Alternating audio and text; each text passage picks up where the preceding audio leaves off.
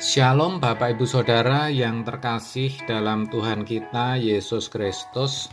Seri pengajaran hari ini Rabu 27 Januari 2021 berjudul Memperhatikan Kekekalan. Kalau kita baca dengan teliti apa yang tertulis dalam Yohanes 3 ayat 16 yang demikian bunyinya, karena begitu besar kasih Allah akan dunia ini, sehingga ia telah mengaruniakan anaknya yang tunggal, supaya setiap orang yang percaya kepadanya tidak binasa, melainkan beroleh hidup yang kekal. Khususnya perhatikan kalimat supaya setiap orang yang percaya kepadanya tidak binasa, melainkan beroleh hidup yang kekal. Kita bisa simpulkan dari ayat ini bahwa tidak binasa atau beroleh hidup yang kekal itu hal yang sangat penting. Ketidakbinasaan atau hidup kekal itu menjadi wujud akhir kasih Allah, di mana olehnya Allah telah mengutus anaknya yang tunggal, yaitu yang mulia Tuhan Yesus. Itu juga menyiratkan bahwa kekekalan, baik yang menyangkut kebinasaan kekal ataupun hidup kekal, harus diperhatikan oleh orang yang percaya kepadanya. Dengan kata lain, kasih Allah itu harus ditanggapi, harus mendapat respon dari orang-orang percaya. Orang percaya harus memperhatikan kekekalan. Hal ini saya katakan karena faktanya banyak orang percaya yang tidak memperhatikan akan hal itu. Padahal kenyataannya manusia adalah makhluk kekal. Kesadaran manusia tidak hilang ketika ia menutup mata di bumi ini. Hal itu bisa kita lihat ketika Alkitab mencatat kematian orang kaya yang berjubah ungu dan Lazarus. Sementara Lazarus ada di pangkuan Abraham yang nyaman, orang kaya ini menderita dan mengalami sengsara di alam maut. Orang kaya sempat mengkhawatirkan kelima saudaranya, bahkan memohon kepada Bapak Abraham agar mengutus Lazarus kembali ke bumi guna memperingatkan ayah dan saudara-saudaranya. Itulah bukti bahwa sesudah kita meninggal, kesadaran itu tidak hilang. Sekarang bayangkan seandainya saudara mengalami apa yang dialami orang kaya itu.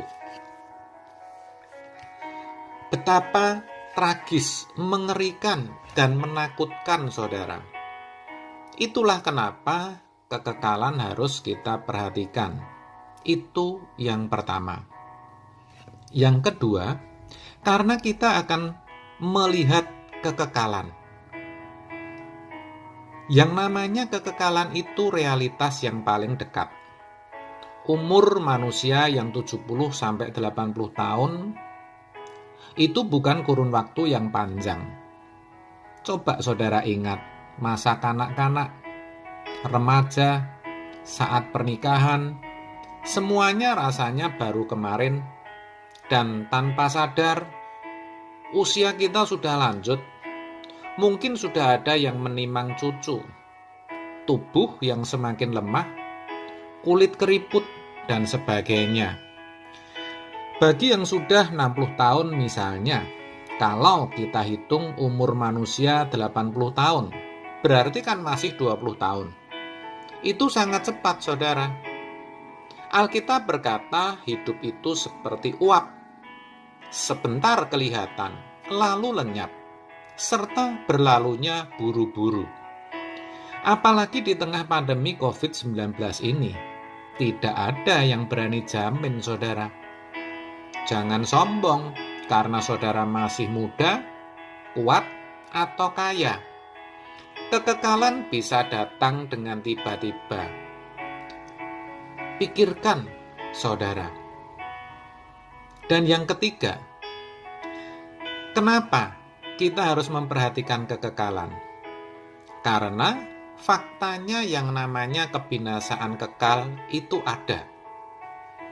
Kalau yang dihadapi manusia hanya hidup kekal, maka kekekalan tidak perlu diperhatikan, apalagi dipersoalkan. Tetapi karena adanya kebinasaan kekal ini yang bisa dialami oleh siapapun, maka kekekalan menjadi sesuatu yang penting. Padahal kebinasaan kekal itu ngeri karena menyangkut keadaan di mana manusia terpisah dari Allah untuk selama-lamanya. Sengsara atau penderitaan itu tanpa batas waktu, alias kekal, saudara. Nah, dengan memahami akan hal ini, penderitaan yang kita alami di dunia ini menjadi tidak berarti. Kalau cuma anak yang memberontak, istri selingkuh, suami kasar dan bermulut kotor, mertua cerewet, dibuli, dijahati, ditipu sampai habis-habisan, dipenjara, stroke, tumor, kanker, atau penderitaan akibat penyakit degeneratif seperti diabetes, jantung, gagal ginjal, prostat, atau bahkan terpapar COVID-19. Persoalan keluarga, bencana, atau musibah apapun juga, semua hanya sementara. Pada akhirnya akan selesai juga. Mungkin saudara berkata atau pernah mendengar orang berkata bahwa dari kecil sudah menderita. Oke lah, anggap saja begitu. Seumur hidup. Tapi itu pun paling lama 80 tahun, saudara. Nah, coba bandingkan dengan penderitaan selama 300 tahun, 500 tahun, 1000 tahun, 1 triliun tahun. Tentu 80 tahun tidak ada apa-apanya. Kalau itu kita sadari seberapa hebat dan besarnya penderitaan yang kita alami di dunia ini, kita akan tetap tegar, kuat, tetap ada sukacita dan damai sejahtera, saudara. Memperhatikan kekekalan memang tidak mudah, tapi bukan berarti tidak mungkin.